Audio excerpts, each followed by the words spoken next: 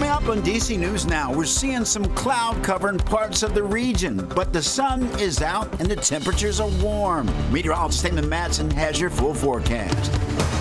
Then it's all hands on deck in Baltimore after a major oil spill. Hear from local leaders and the latest on cleanup efforts.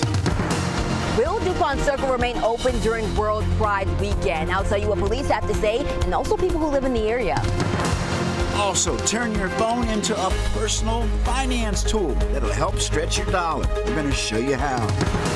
And there's an app that'll help you track what to watch on streaming services. Find out how to use it and learn the latest movies to watch.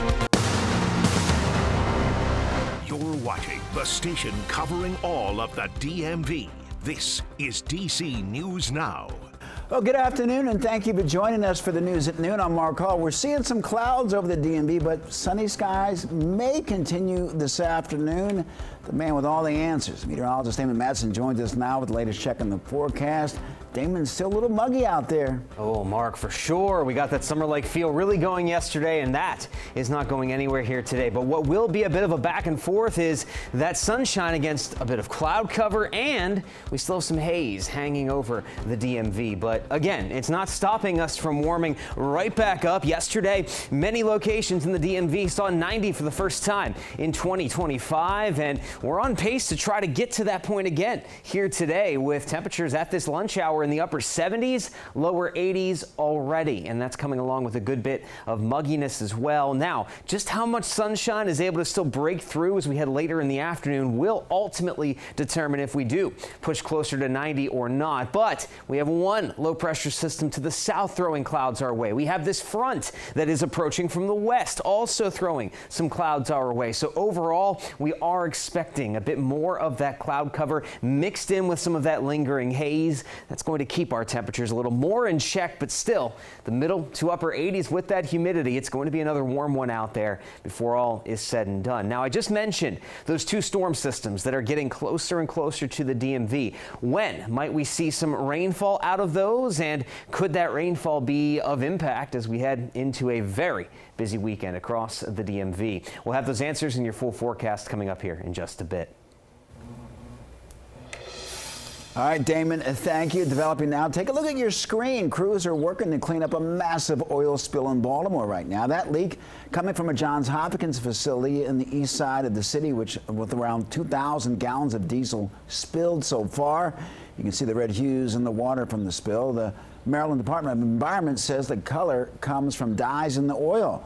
The spill is currently contained in the marina. Governor Wes Moore is saying that the cleanup has been a total team effort. This has been a robust and a truly collective effort. That we've now seen 10 different city and state agencies that have been deployed. And we've mobilized assets from local, state, and also on the federal levels. Now it's unclear if any fines will be handed out. Well, we're just 2 days away from the World Pride Parade in the district, but uncertainty remains over whether or not DuPont Circle will be open or closed. And we're getting mixed messages from district leaders and people who live in the area about the decision. DC News Now's Yaman Risase has more. Now, DC and U.S. Park Police originally said that DuPont Circle would be closed, citing issues in the past during Pride events. Now they're backing off after some pushback from the community, and some people who live in the area say they're hoping to find a common solution, but the final call has not been made just yet. It's a symbol for the gay community. It's a symbol for this neighborhood. It's one of the best neighborhoods in the city. Richard Lewis has lived near DuPont Circle for more than 2 decades, but during Pride festivals in the past, the Metropolitan Police say they've responded to juveniles looting, drinking, fighting, reports of gunshots, and even the historic fountain damaged. I was disgusted and I was embarrassed, and I thought, this is not how we treat our neighborhoods. And I think it was a slap to the gay community. Knowing fully well that the parade wasn't there. That's what led to MPD originally requesting the closure of DuPont Circle this weekend by putting up security fencing to prevent unpermitted activities during World Pride weekend. After pushback from the community, including Ward 5 Council member Zachary Ward, MPD withdrew their request. I understand both sides of the story. I'd like to see it remain open with an increased police presence. In a statement, MPD Police Chief Pamela Smith says, while U.S. Park Police will make the final call, MPD will have resources available if needed. Increase the police presence, keep it open, and do the right thing. With a little over 48 hours until the parade, no final word from U.S. Park Police or the National Park Service just yet. From now reporting in Northwest D.C., I'm Yalmar Sase, DC News Now. Marie, thank you. Also developing now, police say 2 teenagers are in the hospital after they were shot in Northeast last night. This is video showing the scene on Clay Terrace near 53rd Street Northeast. Investigators say that the shooting happened just before 7. Police found about 20 gun casings in the area. They say that one of the teens was shot in the upper body while the other was hit in the leg. We'll bring you the latest as we learn more. And staying in the district, fire leaves a family of 4 without a home. This happened at a home in Tenleytown yesterday. Fortunately, everyone made it out safely. Around 101st responders worked to put out the smoke and the flames. The fire even forced other people in the neighborhood to evacuate their homes. Neighbors tell us what they saw. Go over and I see the garage sort of smoldering, a little bit of flames. And, seconds later, the whole thing just went poof. We heard like a sudden boom from the gas barbecue, and that was sitting on the back porch. Yeah. And so it just sounded like a big explosion. And because of yesterday's warmer weather, first responders had to rotate out frequently, fighting the fire to protect themselves. Overnight, President Trump announced a new travel ban. The restrictions would impact 19 countries. The White House is also pointing to national security concerns. National correspondent Rashad Hudson takes a closer look. President Trump is linking last weekend's attack in Boulder, Colorado for his reason for issuing this latest round of travel restrictions. It's a move his opponents are calling politically motivated. We will not allow people to enter our country who wish to do us harm. In a major expansion of his immigration policy, President Trump is reinstating a travel ban, blocking entry from 12 countries, including Afghanistan, Iran, Haiti, and Somalia, and imposing additional restrictions on 7 others. We cannot have open migration from any country where we cannot safely and reliably vet and screen those who seek to enter the United States. The president points to the attack in Boulder as proof the U.S. needs stronger immigration policies. But the suspect in that case is from Egypt, a country not on the list. In the 21st century, we've seen one terror attack after another carried out by foreign visa overstayers. The White House says the man overstayed a visa, something the president argues this ban will help prevent. And nothing will stop us from keeping America safe. And that travel ban is set to take effect on Monday, giving airports and agencies time to prepare. Reporting in Washington, Rashad Hudson, back to you. All right, thanks to Rashad. A new cell phone policy in Fairfax County schools getting some pushback. Questions about whether it follows the law.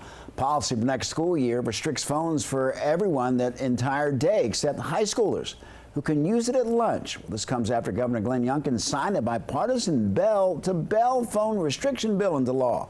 One parent we spoke with says this could have a bad effect. Essentially, we've given them access to this really what is addictive technology and social media at the one time when we most want them to have the freedom to interact and have those social interactions and those social connections and strengthen those connections. Fairfax County School is defending its policy, saying that it's fully compliant with the new Virginia Code section because it restricts and regulates students' cell phone use in an age-appropriate way. Early childhood education advocates gathered to protest Mayor Bowser's upcoming budget proposal in order to balance the budget. The mayor proposed funding cuts to early childhood educator pay equity fund in fiscal year 2026. Well, officials say the district's loss in revenue is due to President Trump's efforts to shrink the federal workforce by an estimated 40,000 jobs. A teacher testified in yesterday's committee meeting, saying that without the extra funding, the cost of living in D.C. is too high. The work that we do with young children is essential, and the compensation we receive should reflect the work that we do. The Pay Equity Fund has been transformative for me, both professionally and personally. Before the fund, I was earning around $41,000 a year. As a single adult in DC, that was barely enough to scrape by. Well, teachers say they may be pushed out of their field to pursue other jobs with better pay. A nonprofit is donating smart TVs to a middle school in Prince George's County. The 2nd District Community Development Corporation partnering with the County Council to donate 5 TVs to Ernest Everett Just Middle School in Forestville. And school leaders say that the donation will help hearing and non-hearing students achieve. They are televisions, you know, they're not screens alone. They actually are working more so as a tool for us. The donation itself sends a very powerful message that our community leaders are fully invested in our schools.